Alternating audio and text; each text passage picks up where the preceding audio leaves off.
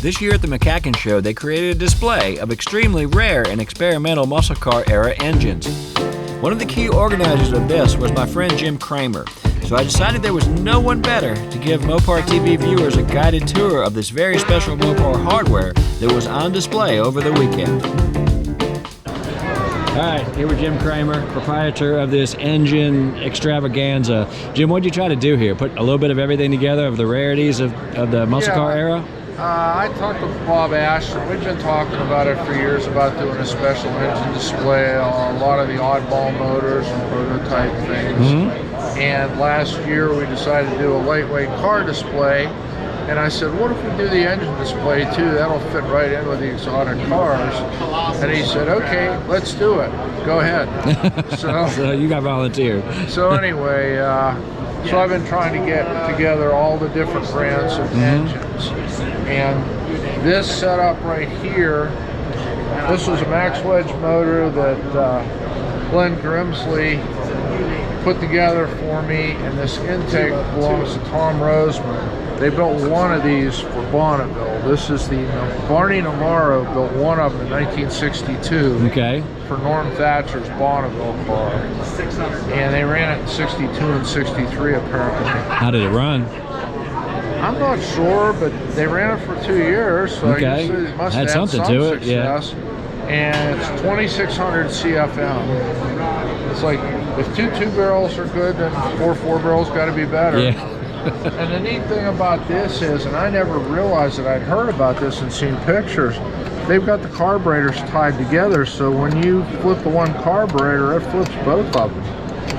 So you could use regular linkage on the thing to get it to work. That's kind of cool. It's pretty slick. Yeah, definitely slick. They built one intake and he started a second one, and Tom owns this intake plus he has the pieces. He has a tooling. For the second one. Okay. So does the tooling still exist for it out there? Or nobody knows? I'm not sure if he has the tooling or not. It's possible that their tooling might be around, but I'm not sure. That's awesome. All right, so moving down the row. A legitimate max wedge transmission on there. Okay. That transmission actually, I had sold it. That was out of $1.12 for 64 max wedge. And what's the difference on a max wedge transmission from the normal 727s? The outside they're pretty much the same, but inside the transmission parts are heavier duty parts and extra clutches and things. Okay, cool. All right, so moving down the line. Yeah. It's a Rambo motor. Let's get to the Mopar stuff.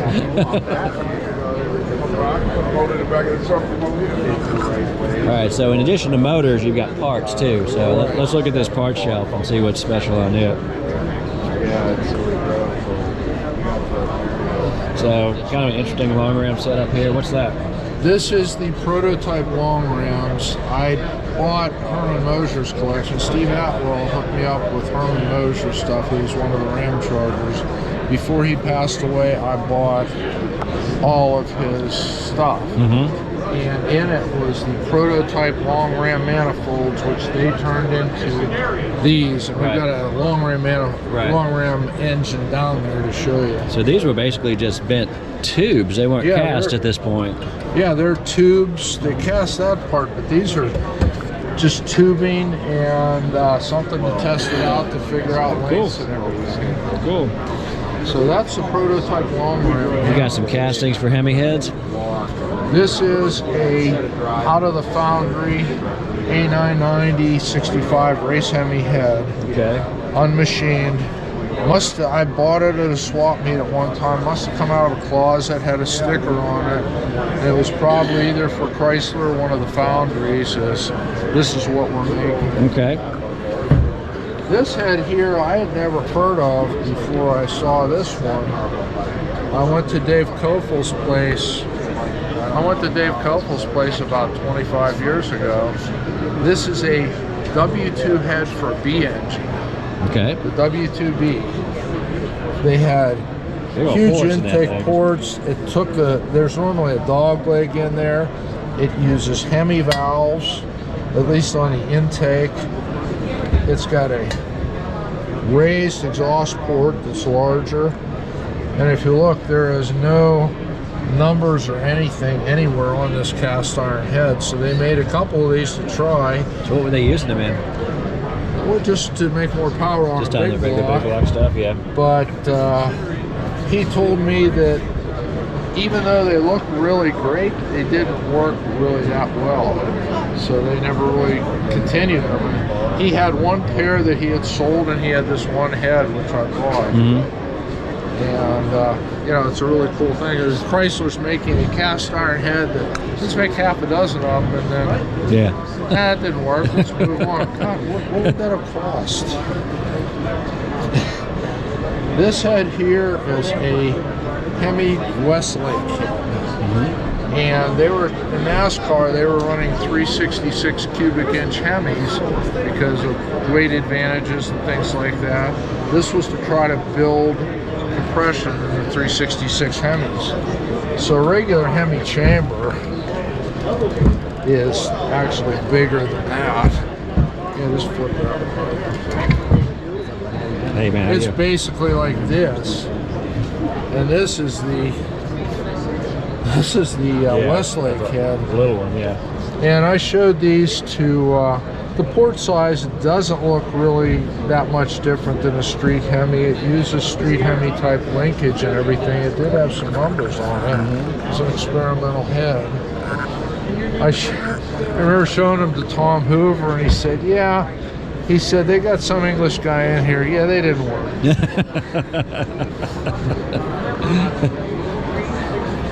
This head here, there's one motor, and all I know of is just this one head. And I bought this from Ed Miller, who got it from Arlen Vanke. This is an A148, or the A1 Hemi. It was a 475 cubic inch motor they were going to build, because they touted that the new shotgun Ford motors, the Boss motors, were going to be a bad deal, you know. So we need to really get something to have a race in the hole. Well, this was going to be a 475 inch motor, 240 intake valves, just huge ports on it. This is as cast. That's the way they came. Used all different rocker gear. Everything else weighs a ton. And he said, but the bosses wouldn't fall out of a tree, so we never needed it. There you go. All right.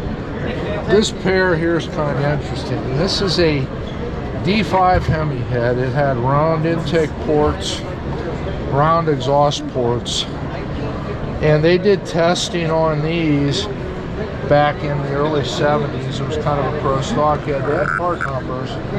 They ran, but during testing they found out they really weren't much better than any other Hemis that they were running in pro stock.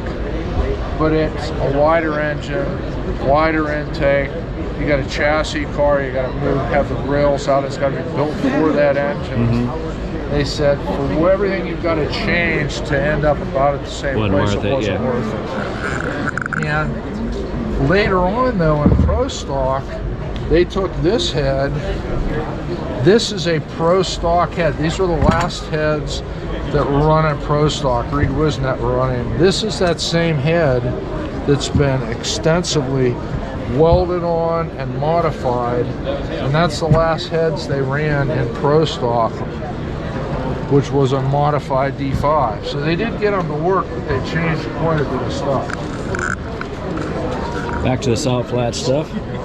Yeah, this is the prototype original intake manifold that was built for the Goldenrod Land Speed Record car that had 4 Hemis. And that we had that car at Carlisle in '92. They brought it out because out east we never really see Bonneville cars. And it was really a cool car.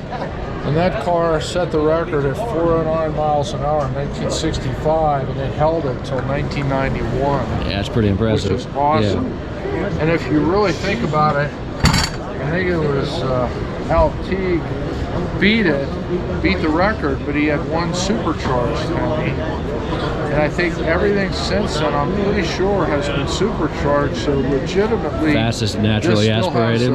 Fastest naturally aspirated over 50 some years. Yeah, that's awesome. It's amazing. Yeah. And this is a cutaway head I bought. I thought, Man, that's really cool. I should get that. I saw it somewhere at a swap meet. It lets you see why Hemis flow so well. It goes in here and goes right out the other, or goes in here, goes right out the other end. And it turned out it was an iron 64 race Hemi K head. Okay. Because of the valve cover that they cut. So that was just an interesting piece to let you know things. I bought that.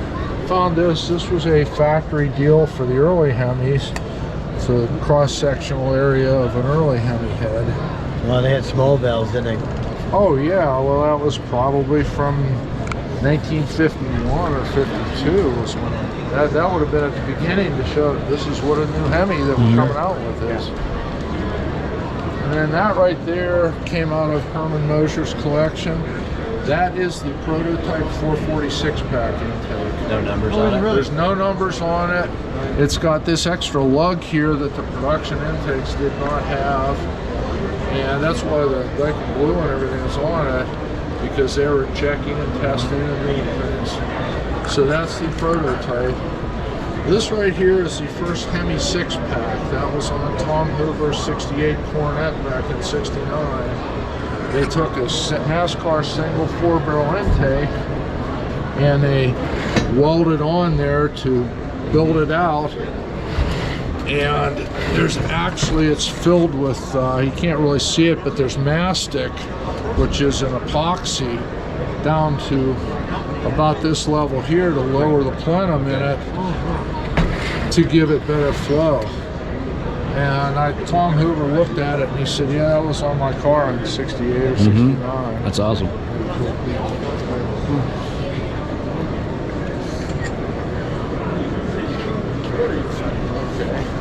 Atwell's piece? Yeah, this is Steve Atwell's motor.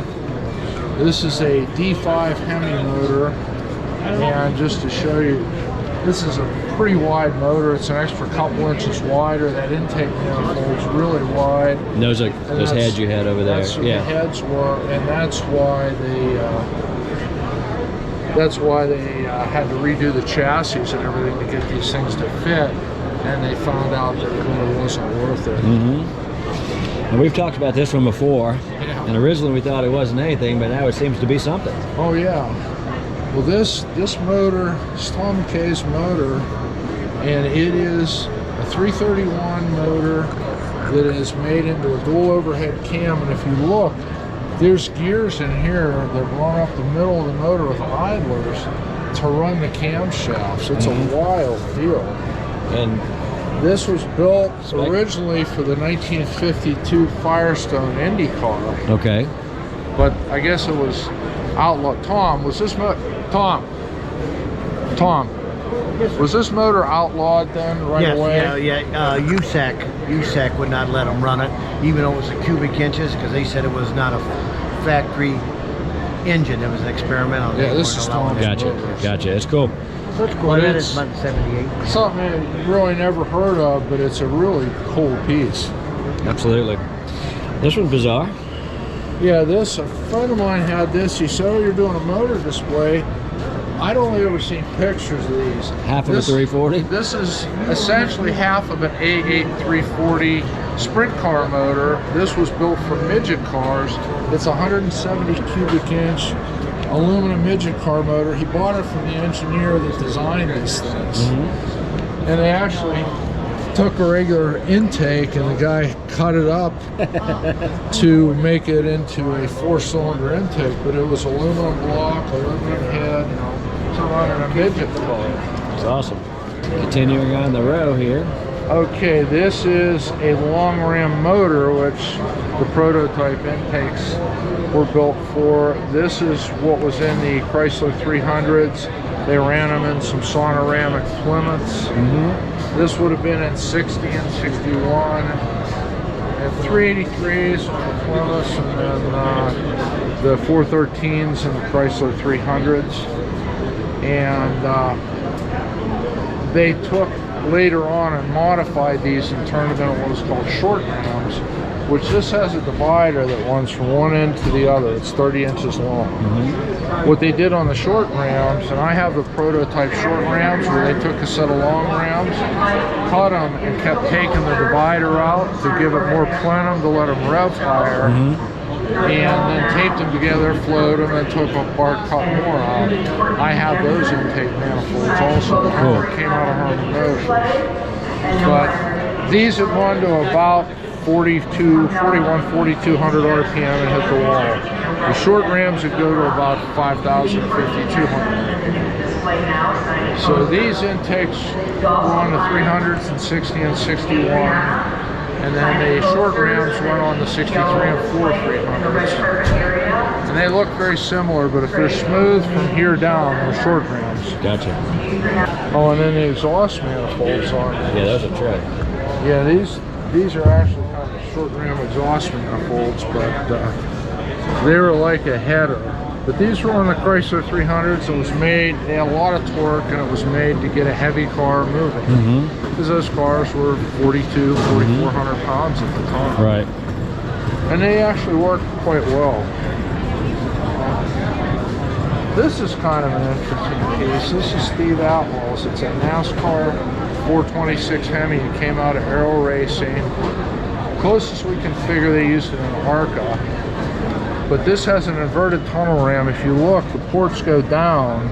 If you took the carburetor off, it is about that deep underneath there. It goes down, turns around, and comes back up. So they took the tunnel ram and stuffed it upside down into the motor. Basically, yeah. So it goes down, comes back up. But if you stretched it out, it'd probably be up here like a regular tunnel ram. And that was something they used for NASCAR. And they ran 2 4-barrels in NASCAR? They were allowed to run 2 4-barrels for about 6 months in 67, 68, something like that. And then they just said, heck with it, everybody goes to 1 4-barrel and that's it. But they were allowed to run Hemis and ARCA longer. I think this is probably around 70, so this is probably done for an ARCA car. Gotcha. Which the ARCA cars are actually faster than the NASCAR cars of today. They had bigger motors. And then this one here is pretty cool. And you were there, Rob. This was at the 92 Chryslers of Carlisle. Tom Slow built his 65 race Hemi motor with the exhaust and the transmission and everything. And then he had the Ram Chargers, Sox, Martin, Jake King all signed this motor back in 92. And since then he's had the whole Commandos sign it. But this is the same motor, and it is, he still had it. He brought it out to the show here. Yeah, that's awesome. Yeah, there's, you can see it right now a little bit. There's some of the guys that signed it back then. All right, Jim, appreciate you giving us that tour. Lots of really cool stuff. Something else kind of neat. That's a magnesium Ram Chargers dam. Yep, I've seen a couple of those. They use them in pro stock and funny cars. That was kind of a high-end thing at the time, and that magnesium center section was... When did they make those? In the early 70s is when they had those? 70s. Yeah, they would have been in early pro stock cars. I've actually had a couple cars that actually still had them in it, and I had a funny car that had them in it. So they're using funny cars from pro stock. Right. Basically. That's awesome. If you enjoyed this, please smash the like button. And if you want to see more like this one, hit the subscribe to Mopar TV button. It's absolutely free. And lastly, if you like old Mopar race car stuff and haven't seen my walkthrough of Jim's shop, definitely check it out on Mopar TV. It's entitled The World's Ultimate Collection of Mopar Race Cars and Parts. This has been Robert Wolf reporting from the center of the Mopar world, and until next month, I'll see you on the pages of MCG.